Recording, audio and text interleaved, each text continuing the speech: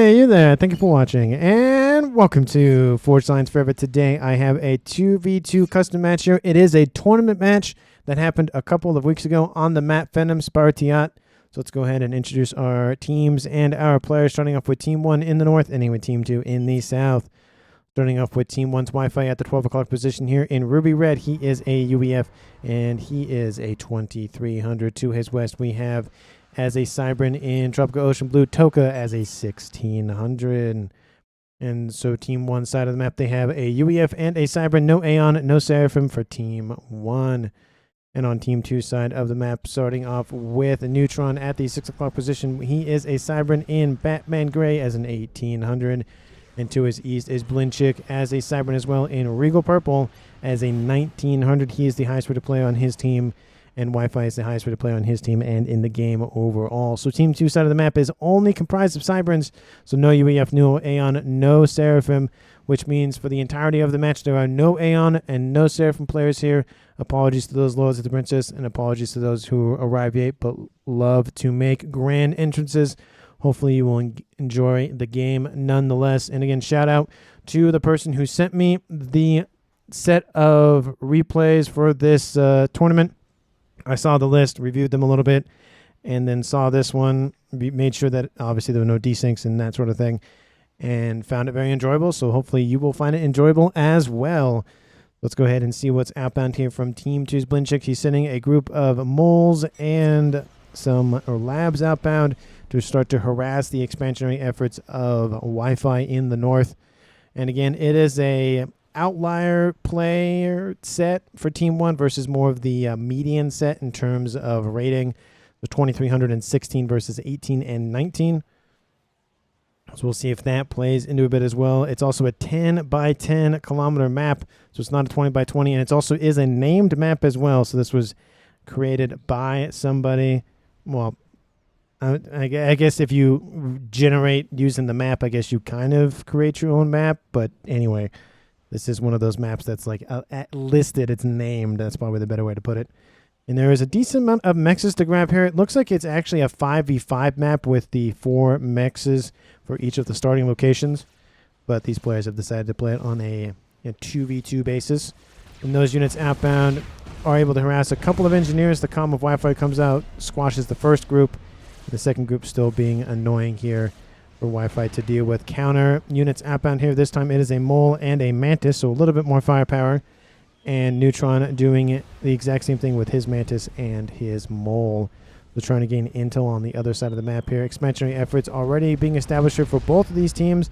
A little bit slower here for Neutron, but we do see that in the east we have Blinchick expanding that quad mech position. Of course, there is a T1 Scorcher outbound here raiding all of these engineers. And I'm going to assume some T1 AA units should be spammed up here pretty quickly, as well as some interceptors to deal with that bomb. We're going to get another kill, but no, misses it just barely. That Scorcher does have 3 kills, killed off 300 mass. Going after another engineer, we'll kill that one off, slowing down the expansionary efforts of Team 2's Blinchick. And again, it's just again tit for tat here, essentially. Team 2 raided Team 1, and now Team 1 is raiding Team 2. We do see that Mantis is being dealt with by Team 2's Mantis. Is it going to be a trade here? Oh, it is a trade. Look at that. It is a trade between those two units. They slowed their fire rate just enough to be able to fire off a shot and kill each other off in a nice little murder-suicide scenario. The comm of Neutron pushing into the west. Looks like he's going to grab this quad mech position and continuing his way westward. He wants to grab it and secure the front line on the western side at least. We do see Toka's forces moving out, try to claim it for himself, and we do see that, again, similar things for Wi-Fi moving in on this eastern side. Both of the comms for Team 1's opposite players, that being Wi-Fi and Neutron, are doing the exact same thing, following this kind of clockwise pattern around the map. We do see that Blinchick and Toka doing the exact same thing, pushing on the opposite side that their other teammates are going in. So it's going to be 1v1 in the west, 1v1 in the east, with the units raiding one another in the middle for a while. There's also a couple of mexes on this kind of interesting little volcano-esque dormant position. I'm assuming units can actually just roll right up in there. I would assume, given the fact there's a little bit of a ramp. I think it's not steep enough for units to climb up there. but I wouldn't be surprised to see units transported up there. I guess not, because this this engineer's nearby. The engineer was trying to build some wall sections, but does get denied. Love the positioning of the radar, but it's going to get taken offline, unfortunately. One Mechs will die. There are units inbound to deal with this. The Mantis retask onto the radar system. It's taken offline. One of those Mechs will be saved. We're now seeing some units try to bypass the eastern side here by Blinchik against Wi-Fi. Wi-Fi trying to close the gap, but some of the forces break through before he's able to. He's busy going for some T1 Mechs anyways. Looks like Neutron has driven off Toka's forces on the western side. In the middle of the map, starting to coalesce exactly where you would think it would be, just straight down the middle horizontally. I should say straight across the middle, I should say, instead of straight down the middle.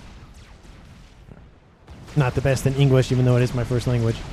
We do see that Striker's just raiding against some Mantis here on the middle of the map here. And it's mainly just a lot of raiding between these two teams. I'm just going to speed it up just a little bit so we can get to the T2 phase and see more and more land armies be built. And of course, we do see Neutron grabbing his last mechs on that western side of the map. And now Wi-Fi coming to meet Blinchik on this eastern edge, going for a nice little T1 land facility to pump out more units. And we do see that Blinchik, is he going to go for that mechs? He is going to go for that mechs, very interestingly. Very far forward here.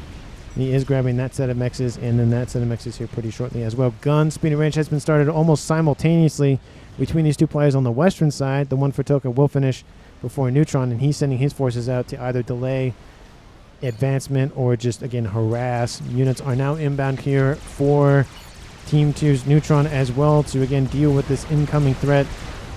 The engineering pseudo-engineers, I should say, for Neutron getting that upgrade up online a lot quicker.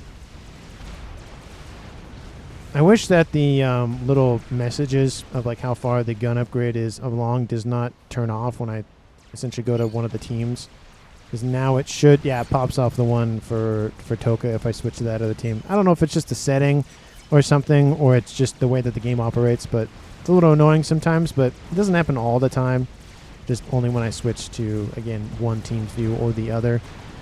And we do see that, again, Blinchik has fallen back a little bit. That Mechs has been, no, it's been destroyed and then rebuilt and wasn't captured.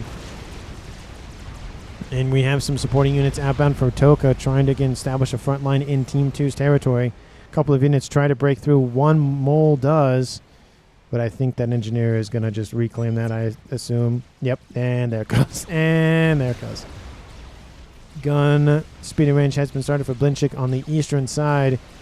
And I wouldn't be surprised to see Wi-Fi go for a gun upgrade here pretty shortly. Combat has engaged almost between these two commanders. Neutron pushing forward against Toka on this western side. Lots of units being spammed up here by both of these teams. I don't think T2 is online for Toka, not for Wi-Fi. T2 is online for Neutron, not online for Blinchik. And again, with a map like this and players like this, it's a lot of just spam initially, because there's a lot of territory to cover, a lot of raiding that goes on. T2 and T3 don't really come at the normal stage that we see in most, 4v4 or 6v6 games. Just takes a little bit longer. We do see that Neutron, again, continuing to just get some veterancy on board that commander at 1 star. Toka working his way to a 1 star. And it's just a lot of back and forth. Engineers very far forward, going to get blitzed down very quickly, unfortunately for them, just trying to feed their families. And obviously pay their taxes to their commander. A couple of Legions were gifted over from that. Interesting. Anyway, Neutron pushing forward. T1 PDs are being established. Neutron can't really advance, unfortunately, due to the PD emplacement and the comm sitting next door. And again, these forces trying to go in and around that PD emplacements, go after all of the units, and essentially leave Toka isolated for the time being. And we see that Neutron's continuing to barrel down on Toka's commander. Will force him almost into the water. Bombers over top. And interceptors as well moving in to engage. Not really that much of a concern in terms of interceptor fight. But again, some air control is better than absolutely zero air control. I don't see any T2 air facilities online as of yet. Team 1's Wi-Fi now has T2. And so does Team 2's Blinchik. Neutron and Toka just trading blows here on the western edge. Lots of units still online here for Neutron as well. Both of these comms just going at it. Neutron falls into the yellow. Toka also about to fall into the yellow here pretty shortly. Neutron at 2-star veterancy, Toka at 1-star. And both have gun on board, of course. In the east, Wi-Fi's forces starting to poke and prod at Blinchik's forces. There's a lot more forces online for Blinchik than there are for Wi-Fi. Team 1 sitting at 130 mass income, Team 2 120 mass income. So Team 1 barely ahead in that race in terms of generating more mass than their opponents, but it looks like a couple of Medusa are coming into range for some T2 Mechs. And looks like none of them will be taken offline. A couple of Rhinos also outbound. Bomber over top. Oh, 100 mass. Sorry, 100 mass. 100 hit points remain. Oh, there it goes. Nope. So 6 max a second has been lost from that T2 Mechs being taken offline. Wi-Fi and Blinchik trading blows. One has gun and nano. One has gun and stealth close to nano. So it's just, again, same range. Team 1 has a little bit of advantage with 10% more hit points at 13,500 versus the 1,200 on board the Blinchik commander. More forces still running into the breach here for Team 2's Neutron. But now that there are T2 units online here for Toka, it's really going to stop any sort of forward momentum here. He's going to try to gain as much territory as he can, but unfortunately there's just a lot of no man's land, no mexes in the western and eastern edges of the map, which means it's not really going to go anywhere anytime soon in terms of gaining more mass income that way. It just has to reclaim. Stealth has started here for that commander. We'll probably go for nano next to rep up the rest of those hit points. Blinchik pushing in on this eastern side, trying to do what he can to force back this aggression from Wi-Fi. Lots of units nearby though, and a couple of mobile missile launchers starting to appear to again attack at range, and those units are going to just start forcing their way forward. There's not that many units here for Team 1, and even if he had the same number in T2 units, it would definitely be a hard hill to climb here for Wi-Fi to really push back at Blinchik. He could just full send it in. There are a couple of pillars, speaking of T2 units, coming online here for him, but Blinchik is leading the charge, working on getting that veterancy. Wi-Fi working on getting his veterancy as well. And this is going to continue to push forward here for Blinchik in positive direction. Wi-Fi is losing territory. T2 PD now being the target of that incoming fire. And again, Blinchik isn't focusing down the commander. He's focusing down all of the everything else and then going to focus down the commander. He wants veterancy. I don't blame him. Get more hit points, get more survivability, especially because he is staying on the front lines as long as he can. And in games like this, when it's only 2v2, your comm is on the front lines. There's no ifs, ands, or buts about that. Your comm is in the line of duty, not sitting in the back, kind of microing things from his little computer screen, whatever the heck is in front of him in those ACUs, and forcing his way forward. Wi-Fi, barely staying out of range of most of those units, doing a great job of just dealing with all of the incoming units, getting lots of veterancy, almost at 2 stars now. Blinchik almost at 2 stars as well, but now Blinchik has started to go after the commander of Wi-Fi. Unfortunately, it's not really looking good here for him. He's losing hit points quite quickly. More pillars moving into the mix here to assist with defending their commander. More mechs is going offline here for Wi-Fi as well. The eco is starting to be essentially about the same here between these two teams. Overcharge kills off a pillar. Wi-Fi makes it back to base. PD being built to defend the commander. And so far, Team 2 has netted a decent amount of territory, both on the east and on the western side of things. Neutron pushing forward against Toka once again. He has stealth on board.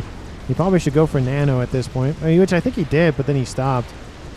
And Wi-Fi continuing to pressure. Blinchik just doesn't want to stop. He has nano on board, sitting at 2-star veterancy. Blinchik sitting at 2-star veterancy as well. 14,000 hit points versus 16,000. And again, more and more units being pouring into this eastern side here. And now we see units outbound from the middle for Neutron, just cutting straight down the middle with most of these forces from both players on Team 1 focused on the edges. They kind of neglected the middle. There are more units moving into intercept, but there is a decent amount of pillars. Not sorry, a decent amount of Rhinos online for Neutron to move in. And Rhinos again forcing back the force for Neutron on the western side. So it'll take a little bit of loss because he sent units down the middle trying to again do some economic damage to Team 1, which he'll do a little bit of it, I think, but not as much as he probably would have hoped. And still, Wi-Fi and Blinchik will not stop firing at one another. They're a little bit out of range at this point, but they will not stop fighting. I mean, why would you stop fighting at this point? Team 2, 164 versus Team 1's 160. So, again, about the same mass income. 5 mass is not a huge difference. Couple of units do break through. T2 Mechs are under threat. More pillars off the assembly lines here. Just trying to assassinate whatever they can here. I think they missed that Mechs or something because they walked right past it. Bombers outbound going after TMD, trying to take out any sort of missile defense systems, and Team 2 going to probably use that to their advantage with some mobile or stationary missiles. Deceiver pushing forward here. Neutron sitting at 3-star veterancy. Toka sitting at almost 2-star veterancy. So Neutron has 20% more base hit points, and this will net him a decent advantage. But again, just more survivability is nice, but he just needs more units over here. Really punch through Toka's defenses. More T2 units starting to be augmenting and being the main line units here for both of these teams. T3 has started for Blinchik. T3 has not. T3 is online for Toka. T3 is also online for Wi-Fi. They've invested heavily into technology. Noticing, of course, the land is the most important thing at the current moment. No one has T2 air. I think this will be one of the first games where no one has T2 air even before 20 minutes. And we have mass assassinations on the northern edge of the map here for Team 2's Neutron. Great grab here. There are some units being diverted to this. Of course, that's APM. That's units not going to the front line that are divvied up and dealing with this. T2 Mechs fully ringed. That's 9 mass a second. Going to go down. Rhinos moving in. Going to take that out. And there's a T1 PD here. They're going to go after that T2 Mechs as well. That one is going to fall offline. They will claim that 9 mass a second, 6 mass a second, 9 mass a second, probably another, some mass a second. So Wi-Fi is suffering a little bit in the mass department. Team 2 is pulling ahead ever so slightly in that regard. And Blinchik with that stealth upgrade on board, Wi-Fi cannot see him. He needs some radar systems online and some Omni at least, or some more vision. But he does have some Titans online, going to deal with a lot of those T2 units. And Toka has now been pushed back here by the superior numbered force of Neutron. He is producing some T3 units in his main base, but his secondary main base is starting to come under threat once again. Those Loyalists, very effective, of course, at redirecting missile fire. But that's only if missile fire is directed at them, which I don't think there's any mobile missile launchers in this group right now. On the eastern side here, I think at this point I'm going to have to split because there's just action everywhere on the map. I might have to stay in this view for a little bit. And Neutron starting to walk down Toka's commander. The Loyalist EMP stops the walking of those units ever so slightly. T1 PD in the mix as well. Going to try to slow the advancement of all these units. There's a decent amount of interceptors online here for Blinchik. And Toka's commander has fallen into the yellow. I would love to see the radar system come offline as well. And those Rhinos, again, trying to take all those defenses offline, protecting their commander. They're going to try to still surround the commander of Toka. Toka using the Mechs, coincidentally, as a body blocking device. But Toka falling into the red, sub 1,000 hit points, gets a rank eventually, but it does not matter. Neutron is still alive underneath some PD assailments, but he has claimed the first kill of the game and is now a 2v1 in favor of the southern team of Team 2. Wi-Fi is at 18 minutes. He is the sole survivor. He's got a lot of stuff to micro. He's lost an entire quad mech base over here. He still has the main base of Toka, but the APM is going to slowly eat him away. And at this point, I'm going to just re-merge them together. I'm going to position them right. There we go. Wi-Fi is still holding strong. Blinchik has not gone for Nano as of yet. Kind of surprising he hasn't. And T3AA online here for Wi-Fi as well, dealing with Team 2's massive amounts of, just interceptors. Neutron trying to be surrounded by Wi-Fi. There's a couple of Titans moving in, and Neutron is at 5-star veterancy, so he has 50% more base hit points, sitting at 18,000. Still does not have Nano. Neither of the Cyber commanders on Team 2 have Nano. I just don't know what they're doing about that. I feel like Team 2 should go for Nano just to survive a little bit more.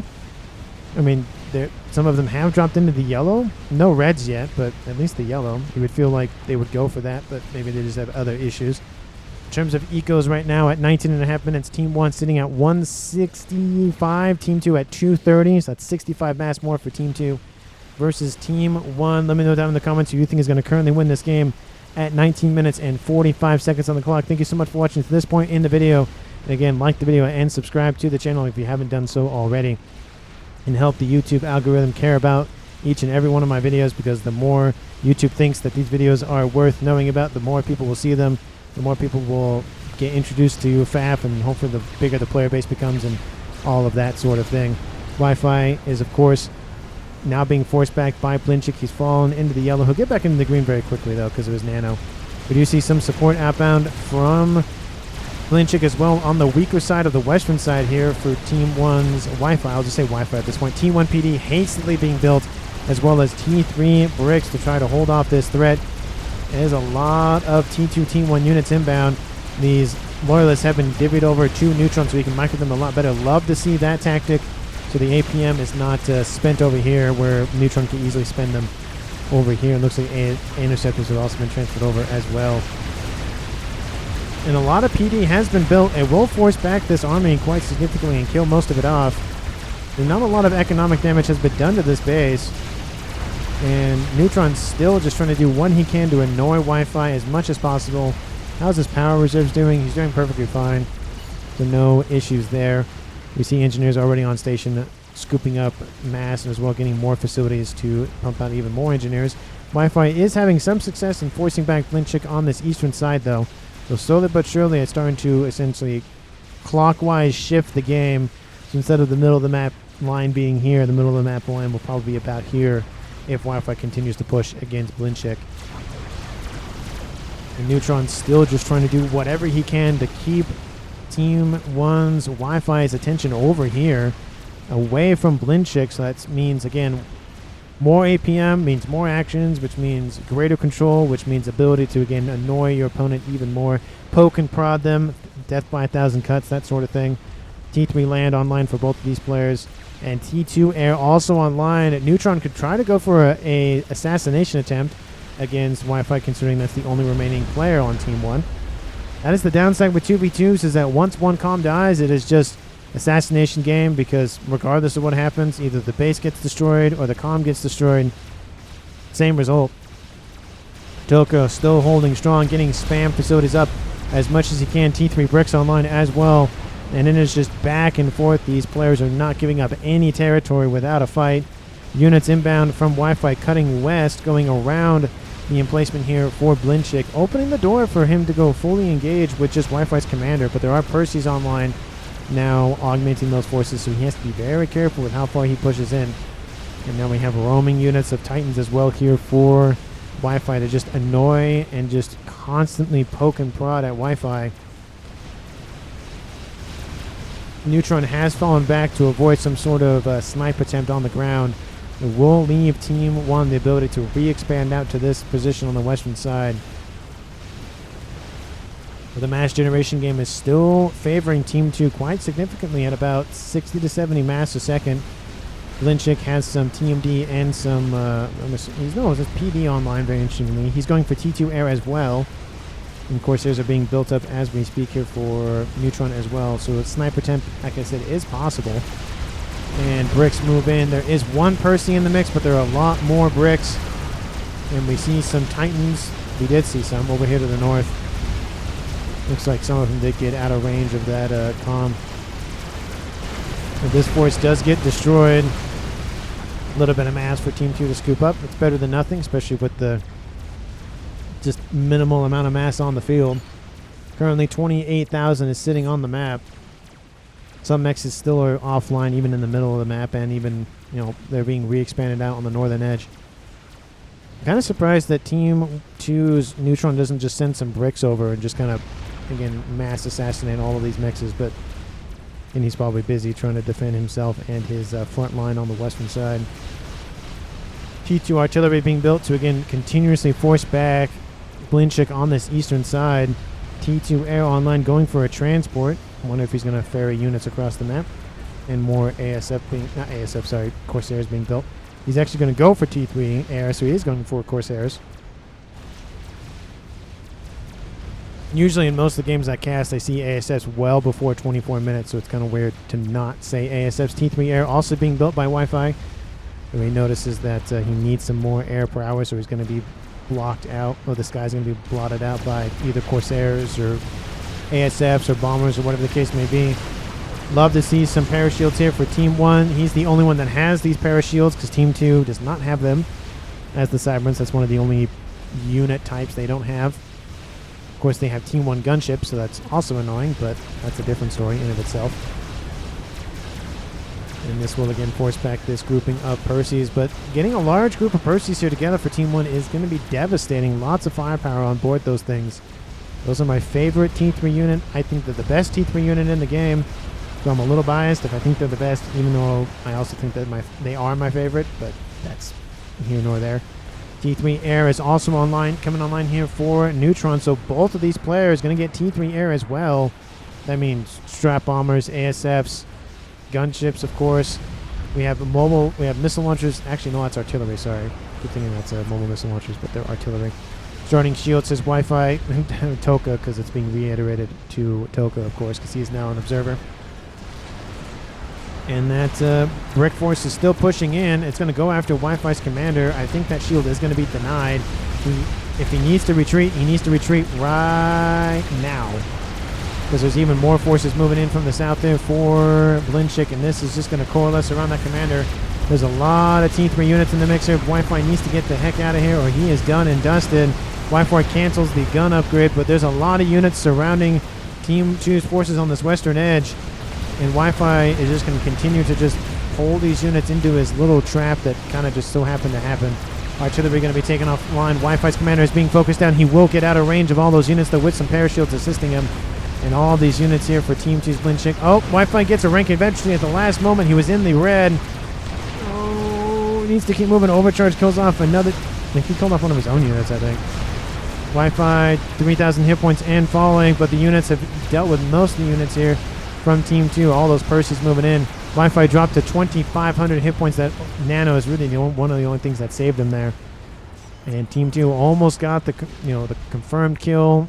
And that would have been a game-winning move, but it was just barely not enough. Shield going to be built now to protect that from happening. Strap bomber inbound here from Team 2's Blinchik going after that commander. There is some T3 mobile AA nearby and stationary ones as well. That bomber will be shot down.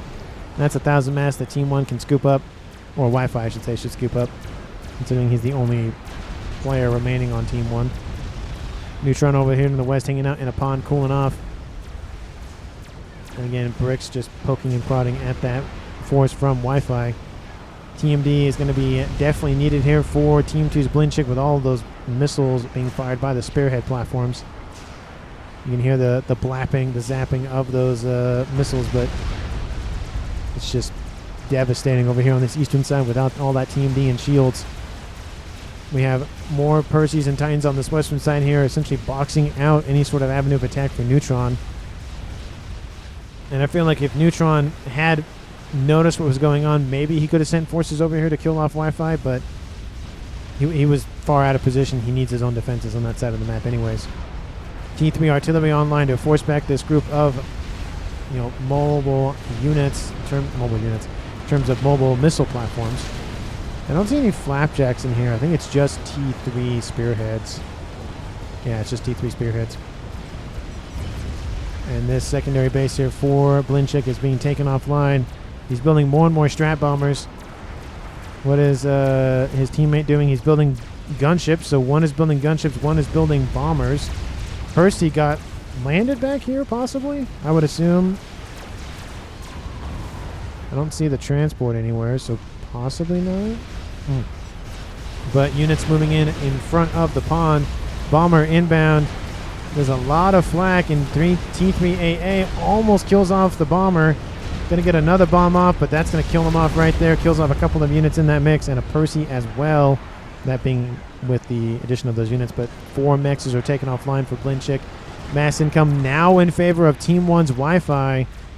And if he's able to hold position for a while, he might just out-eco Team 2 and call it a day, which is build.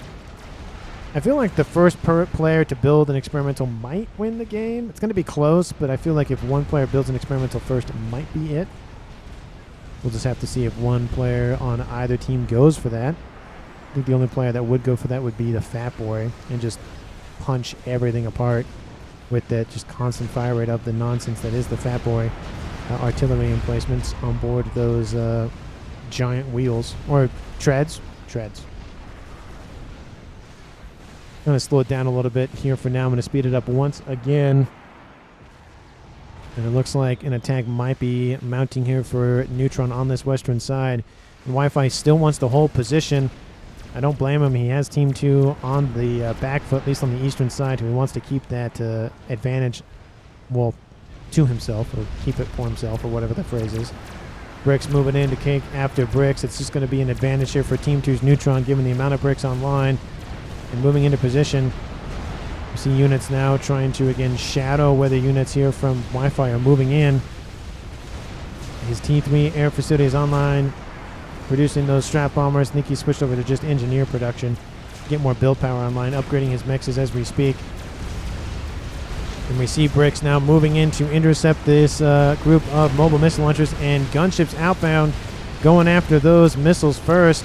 ASF are moving in here from Team 1, kills off that one gunship and goes, okay, I think we're good. I think we did enough. And ASS for Team 2 intercept as well. And intercept is coming in with some firepower, which is better than nothing. And there is some AA on board the gunships. Not as good as Restorers, of course, but it's better than nothing. A lot better than broadswords. They have tiny amounts of AA. Ooh, those Cougars are going to rip apart those gunships as well. And those Skyboxers are going to force back those Whalers. Whaler does make it out of range, but just barely. Has, a couple, 2,200 hit points remaining. Half of his hit points are down. Air Scouts over the top here for Team 2, still getting intel operations as well as Team 1. You need to always know, Team 1 isn't having that much success with intel gathering operations. You can see they're kind of missing a lot. Team 2 still has, you can just tell the difference. Look at that. They see a lot more than what Team 1 has. Do they have Omni on board somewhere? Well, there's a T2 facility over there. This is a 10x10, so, Omni's nice. You don't necessarily need, it's most of the map. If you were to get in the middle, it would be essentially the entire map, but having Omni would be nice, especially for cloaking units that Team 2 will employ, because they're both Cybrans. Bricks wall versus brick wall. It just goes down to the numbers, and I think Team 2 has the numbers, especially with Whalers moving in. More forces building up in the east here for Wi-Fi. All of those T3 units are Percy's. Couple of Cougars and a decent amount of Parashields to boot. Transports moving in somewhere. I don't know where they're going. And Bricks starting to, again, collapse around those Percy's here for Team 1. And in the west, those Bricks are still moving in. The units are prompted to attack on this eastern side here for Wi-Fi. Advance on Blinchik's position. Drop some more Bricks in lieu of this advancement. And that transport will be taken offline. The rest of those Percy's have been routed. And those forces here from Team 2's Neutron continuing to push in, going after all the PD emplacements, all the mechs, all the everything. And it is slowing this push down, but it's doing more economic damage here. Team 1 at 380, Team 2 at 370. The mass differential is just barely in favor of Team 1, but barely. Blinchik has a lot of Percy's to chew through. T3 Air Headquarters is exposed. PHEMON is going to be targeted because of that volatile explosion capability. A couple more shots will take the PHEMON offline. Comm of Blinchik doesn't want to engage. Oh, it did get the reclaim mortar off. Will this one get the reclaim mortar off? Yes, it will. He'd rather get the reclaim mortar off than suffer the disaster of all of those PHEMONs exploding, killing off his build power. T3 Air Headquarters is still not being prioritized by those Percy's. By those Percy's. But Bricks moving in for Blinchik. Neutron builds an experimental. Is it a monkey? Trying to find the circle. Kind of hard to ping it. I think it is a monkey. Given the eco states and everything, I would assume. Team 2 now producing 200 mass a second. Blinchik has lost most of his mass due to his power reserves going down. Monkey is inbound from the west. There's a couple of pillars remaining, but most of the damage is done. The PHEMONs were the main goal, or the main result of that incursion. A couple of pillars still moving in. Long-range cannons on board that Monkey are able to kill off some of those units, but there's still one offensive unit still remaining. And engineers trying to chase up to the pillar to essentially reclaim it. But more units outbound here from Wi-Fi. There's not really a lot of offensive ground units. There's a couple of Percy's moving in, but most of these are Parashields and Skyboxers. Pillar still online. Going to kill off a T2 Mechs. I wonder if Blinchik is going to deal with that sooner rather than later. But that Monkey is online, and that might be enough to break Wi-Fi's defenses. And of course, that could have been sent over to the western side where it's a little bit weaker, but wants to send it over to the east to help assist. Of course, Blinchick didn't build an experimental. It's just gifted over from Neutron. Pillar taking out the rest of those engineers down here. Getting a double kill with that. Each cannon shooting at one of the engineers. Agents being rebuilt as fast as they can. More bricks being pumped out here by Blinchick. 35 minutes on the clock. Team 1 sitting at 500 mass income. Team 2 at 234, just due to the fact that the power reserves for Blinchick are severely depleted, so income is severely stipend. Another monkey is coming online here for Neutron. Percy's outbound, harassing the Mechs here for said Neutron. I don't see any sort of experimental production here for Team 1, so 2 monkeys might be enough to just fully crack that position. How's that pillar doing down here? Still chewing through that T2 Mechs. Hero pillar killed off 1600 mass and gonna move and go after another T2 Mech. So it's actually upgrading to a T3, so that'd be devastating to lose. It's already at 67%. And he should see this. Team 2 should see this pillar down here. I just don't think he's noticing. 73%.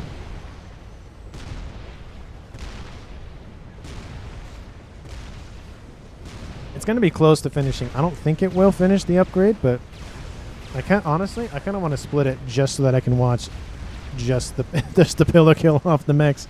Mechs at 82%. Move this over here so we can see what's going on. Brick Force moving in to the west. Ravagers now being built to stipend the ability for Team 2's Neutron to get closer to those defenses. Mechs at 89%. There's no way he's going to finish that upgrade, unfortunately. And there it goes. T3 Mechs almost was done, but gets denied by the hero pillar from Team 1's Wi-Fi. I just wanted to do that because I thought it'd be funny. I'll drop it just a little bit. And this Brick Force is now in range of those Ravagers.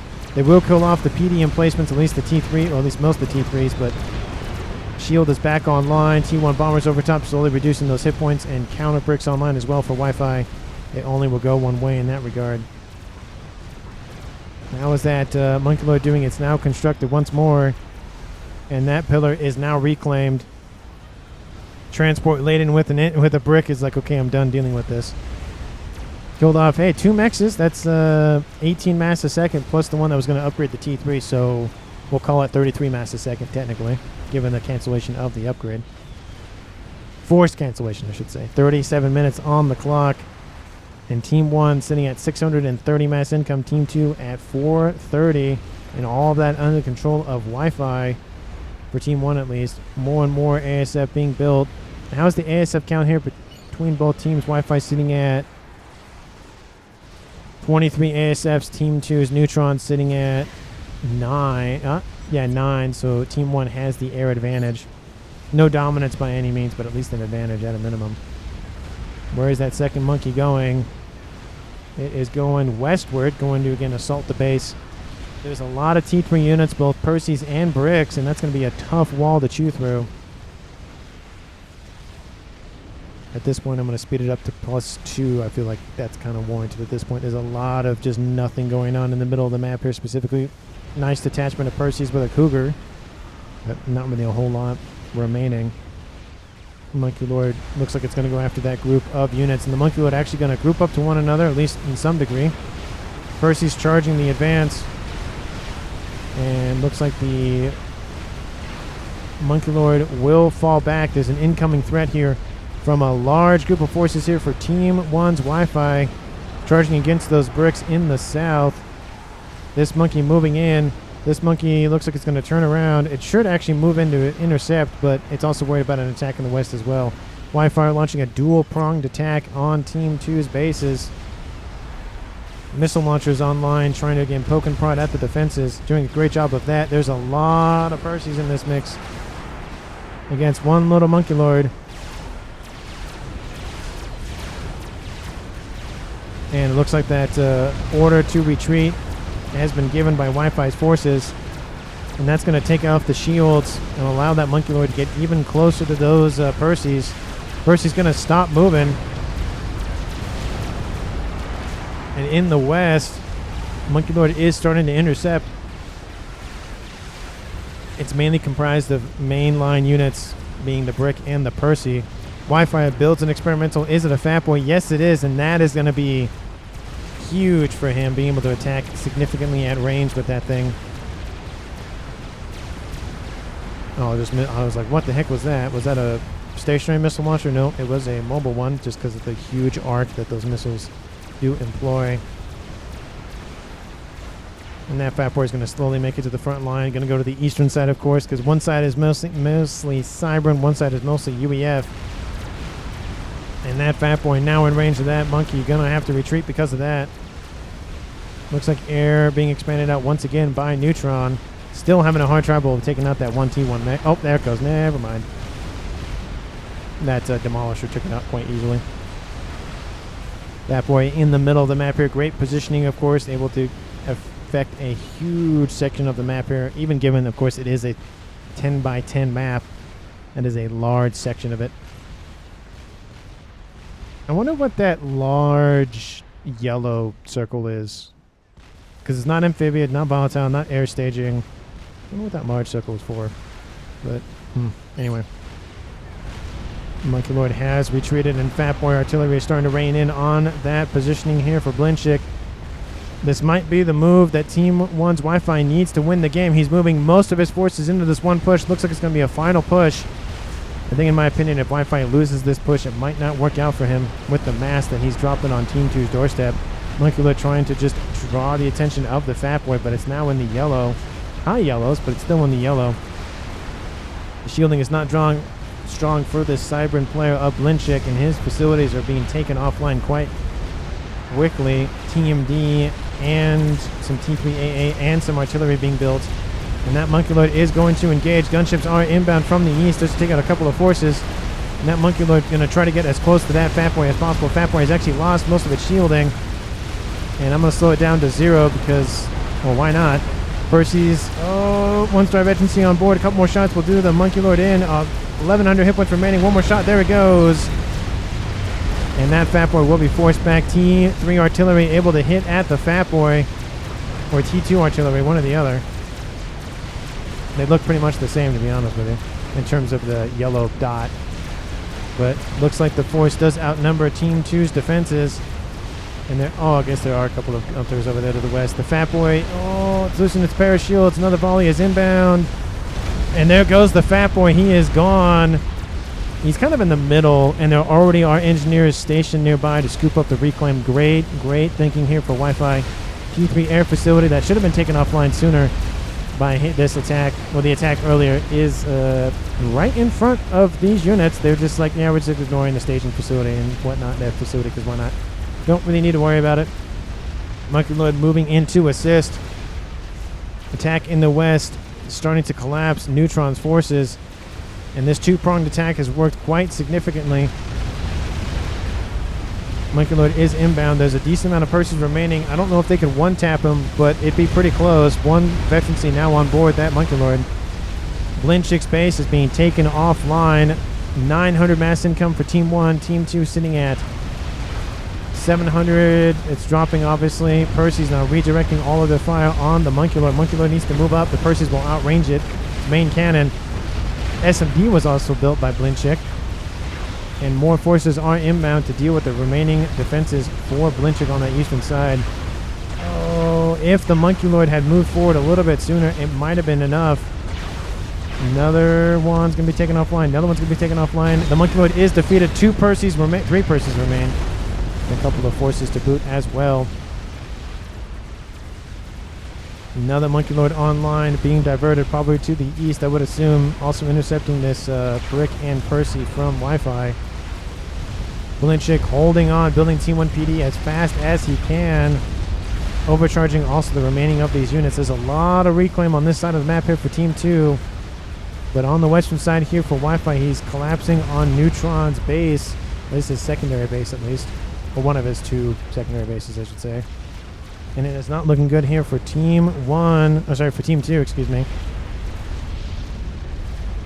And there goes Blinchik, defeated by Wi-Fi's forces in the east. It is now a 1v1 game here at 45 minutes on the clock. We have another Monkey Lord being built, and that one attack from Wi-Fi was enough to crack the eastern defenses, and now it's just going to be the slow encapsulation of Neutron. Mass Extractors being taken offline. Team 1 will just bury Team 2 at mass in this point, producing almost, actually now double the mass that Team 2 is producing. Multiple brick groups running around the map, assassinating all that mass income. Wi-Fi again pushing in on the eastern side with those UEF forces, killing off all the pigeons, all the mechs is over there.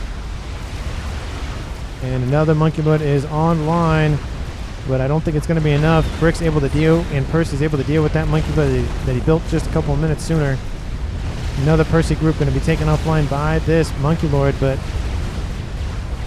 I don't think it's going to be enough gunships moving in to deal with that Monkey Lord. ASF sitting next door dealt with those gunships very easily, I might add, just because there weren't that many of them. But Neutron is being surrounded.